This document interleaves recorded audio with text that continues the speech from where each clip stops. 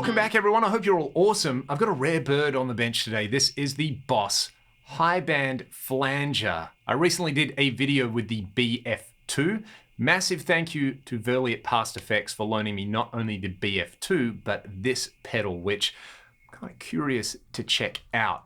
I want to see how different it is to the classic BF-2 and just give you some sound examples, because this is one of those kind of forgotten gems in the Boss lineup. It's a very striking shade of, it's kind of like in between pink and mauve. I don't know what you would call it. It's Boss high band flanger pink. Let's call it that. Standard controls for this kind of thing on there. We've got a manual control, depth, speed, and resonance, but it does have its own character going on. So let's start off with a bypass, and then I'll kick it in at the settings you heard in the intro.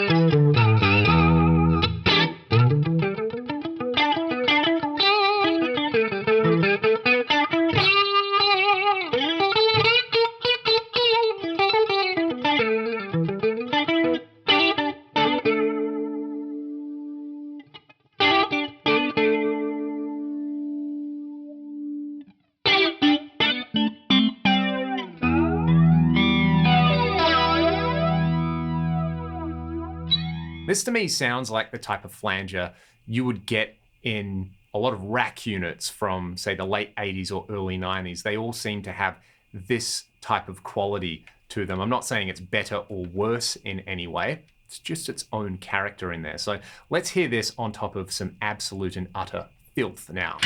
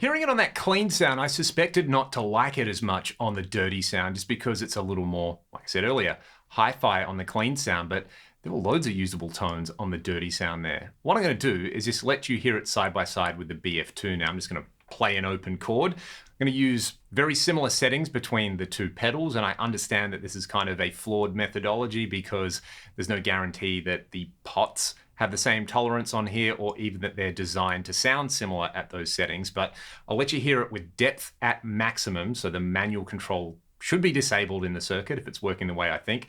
The rate just below noon and the resonance at noon. This should give us an idea of how the whole circuit is working. And of course, there's only one chord you want to hear with this, right?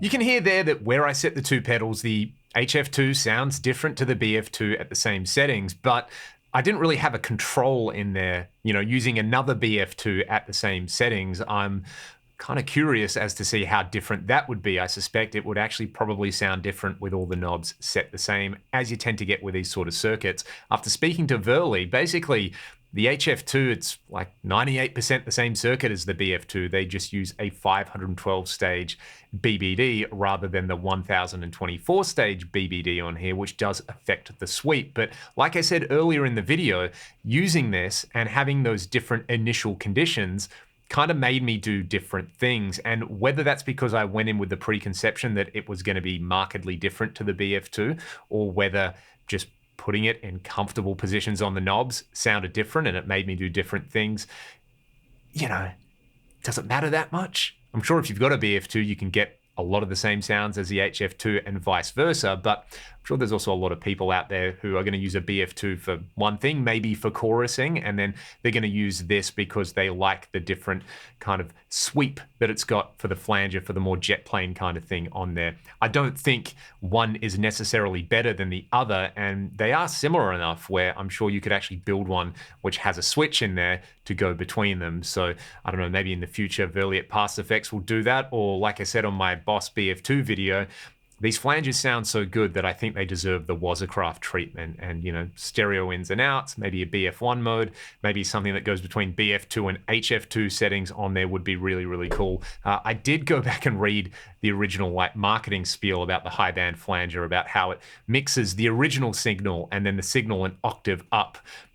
I don't think it actually does that based on the circuits and looking at what's going on there. So any kind of flanger is going to be including feedback, and it's going to create equally spaced kind of comb filtery notches in there that are going to sound like they're a particular harmonic distance away from one another, which makes sense. So I'm sure their original marketing spiel was just kind of reflecting what an actual flanger does. And chorusing, flanging, phasing, I feel like it's something that's kind of poorly understood, and it's also pretty poorly explained in a lot of places on the World Wide Web as well. So if you'd like a video talking about the specifics about chori, flangi, phasi, as I like to call them, that might be one for the future that will be pretty fun. But for now, that's the HF2. I think if you can snag one of these for a good price, it's a great sounding flanger.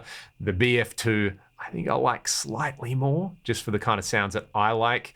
But again, there is a lot of overlap in there. They've kind of got their own thing going on at the same time, which sounds, you know, like the usual kind of guitar player minutia that we talk about. But, you know, if these things didn't matter, what else would we be talking about? So thank you so much for checking out the video. Thanks to Verli at Past Effects for loaning me both of these pedals. I think they both sound pretty fantastic. Let me know your thoughts in the comment section below, and I'll see you all next time. Take it easy.